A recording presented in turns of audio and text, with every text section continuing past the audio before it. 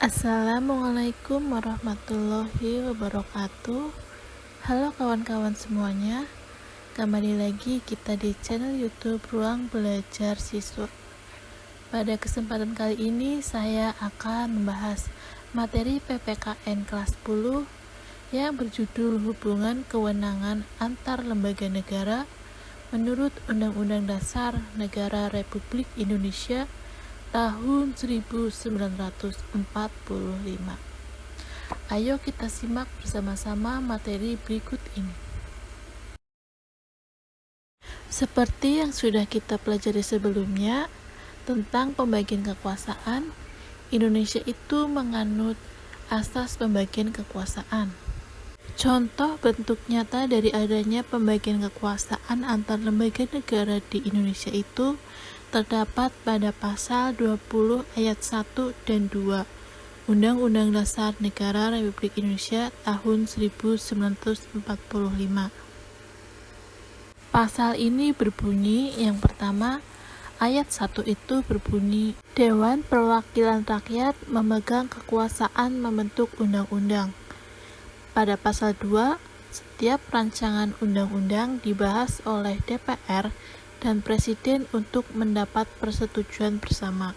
Dari kedua ayat tersebut, dapat dibuktikan adanya hubungan antar lembaga legislatif atau DPR dan eksekutif yaitu Presiden di dalam pembuatan undang-undang.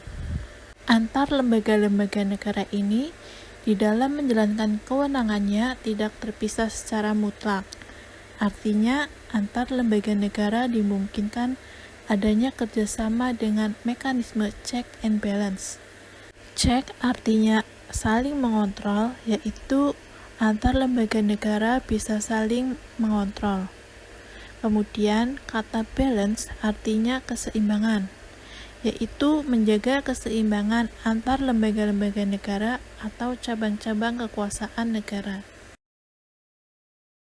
Kemudian kita akan membahas hubungan kewenangan antara lembaga legislatif dan lembaga eksekutif. Contoh bentuk nyata dari adanya hubungan kedua lembaga ini terdapat pada pasal 20 ayat 1 dan 2 Undang-Undang Dasar Negara Republik Indonesia tahun 1945 yang tadi sudah dijelaskan sebelumnya. Lalu ada juga pada pasal 7A ayat 1 Undang-Undang Dasar Negara Republik Indonesia tahun 1945.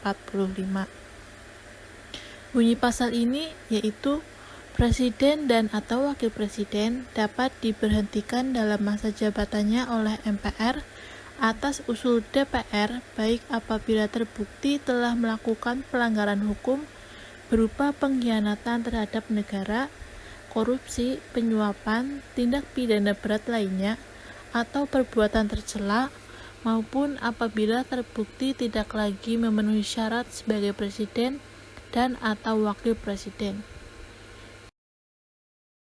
Kemudian, contoh bukti nyata dari hubungan antara lembaga legislatif dan eksekutif yaitu terdapat pada pasal 14 ayat 2 Undang-Undang Dasar Negara Republik Indonesia tahun 1945. Pasal ini berbunyi, Presiden memberi amnesti dan abolisi dengan memperhatikan pertimbangan DPR. Dari pasal-pasal tadi yang sudah dipaparkan tersebut jelas menunjukkan adanya hubungan kewenangan antara lembaga legislatif yaitu DPR dan lembaga eksekutif yaitu Presiden. Selanjutnya membahas hubungan kewenangan antara lembaga eksekutif dan lembaga yudikatif.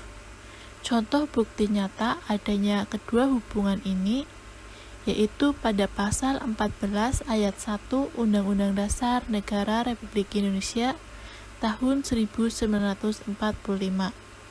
Bunyi pasal ini yaitu Presiden memberi grasi dan rehabilitasi dengan memperhatikan pertimbangan Mahkamah Agung.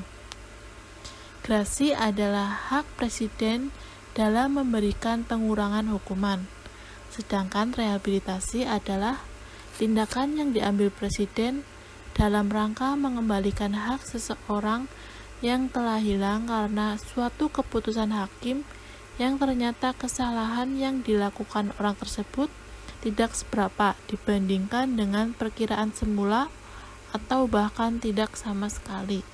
Dari ketentuan pasal tersebut menunjukkan adanya hubungan kewenangan antara lembaga eksekutif atau presiden dan lembaga yudikatif atau Mahkamah Agung. Yang ketiga, ada hubungan kewenangan antara lembaga eksekutif, yudikatif, dan legislatif. Coba kalian perhatikan gambar yang sudah dipaparkan. Di situ sudah ada Presiden Joko Widodo sebagai lembaga eksekutif yang sedang menghadiri pengangkatan hakim konstitusi. Hubungan antara ketiga lembaga negara ini dapat dilihat pada pasal 24C ayat 3 Undang-Undang Dasar Negara Republik Indonesia tahun 1945. Pasal ini berbunyi, Mahkamah Konstitusi mempunyai 9 orang anggota hakim konstitusi yang ditetapkan oleh Presiden, yang diajukan masing-masing 3 orang oleh Mahkamah Agung, 3 orang oleh DPR, dan 3 orang oleh Presiden.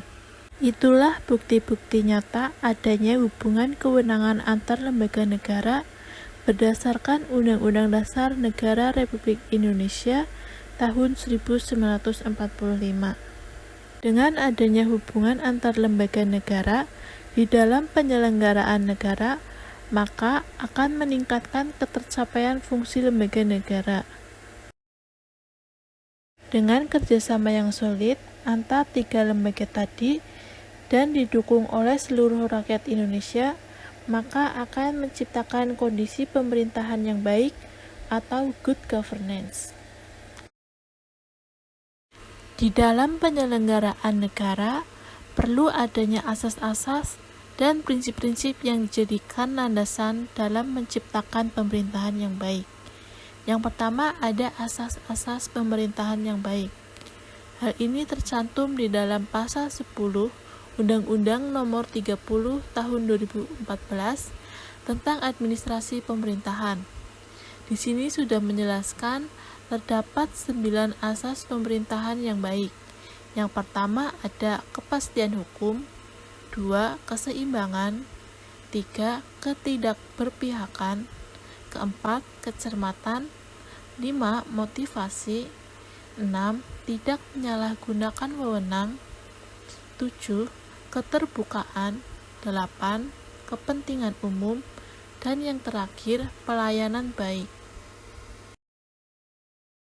Kemudian ada prinsip pemerintahan yang baik.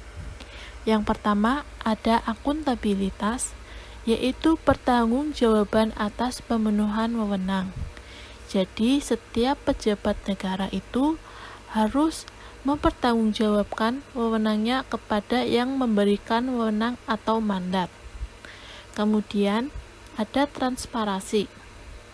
Transparansi adalah prinsip yang menjamin akses atau kebebasan bagi setiap orang untuk memperoleh informasi tentang penyelenggaraan pemerintahan, yaitu informasi tentang kebijakan proses pembuatan dan pelaksanaan serta hasil-hasil yang telah dicapai. Dengan adanya transparansi ini akan menciptakan kepercayaan antara negara atau pejabat negara dengan warga negara. Selanjutnya ada prinsip keterbukaan atau partisipasi masyarakat, yaitu prinsip yang mendorong setiap warga untuk mempergunakan hak dalam menyampaikan pendapat dalam proses pengambilan keputusan yang menyangkut kepentingan masyarakat. 4. Prinsip efisiensi dan efektivitas, yaitu prinsip yang menjamin terselenggaranya pelayanan kepada masyarakat dengan menggunakan sumber daya yang tersedia secara optimal dan bertanggung jawab. Terakhir, supremasi hukum, yaitu mewujudkan adanya penegakan hukum yang adil bagi semua pihak tanpa pengecualian. Kemudian ada peran masyarakat di dalam mewujudkan pemerintahan yang baik. Agar lembaga-lembaga negara beserta aparatur negaranya dapat menjalankan tugas dengan baik, maka sangat diperlukan sikap peduli dari setiap warga negara. Wujud dari kepedulian terhadap lembaga-lembaga negara yaitu sebagai berikut. Yang pertama, ada kritik yang membangun. Setiap warga negara memiliki hak untuk memberikan kritik terhadap kebijakan yang dihasilkan oleh lembaga-lembaga negara. Setiap orang diharapkan mampu memberikan kritik sekaligus dengan jalan keluarnya. Dengan demikian, setiap warga negara dapat melakukan kritik yang bersifat membangun kepada lembaga-lembaga negara sesuai prosedur dan aturan yang berlaku. Kemudian ada menghormati kebijakan negara. Menghormati kebijakan negara dapat dilakukan dengan mematuhi aturan yang berlaku. Contohnya saja yaitu taat membayar pajak dan taat berlalu lintas. Kemudian ada menyalurkan aspirasi secara benar dan tepat. Yang terakhir, tunduk dan patuh terhadap peraturan. Itulah bentuk-bentuk kesadaran dan wujud kepedulian warga negara terhadap lembaga-lembaga negara sesuai dengan Undang-Undang Dasar Negara Republik Indonesia tahun 1945. Dengan adanya kesadaran dan kepedulian terhadap lembaga-lembaga negara, dapat mendukung jalannya pemerintahan yang sinergis antara rakyat dan pemerintah. Sekian materi PPKN yang dapat saya bagikan pada video kali ini. Terima kasih, semoga bermanfaat bagi kalian semua. Wassalamualaikum warahmatullahi wabarakatuh. Jangan lupa untuk like, comment, and subscribe.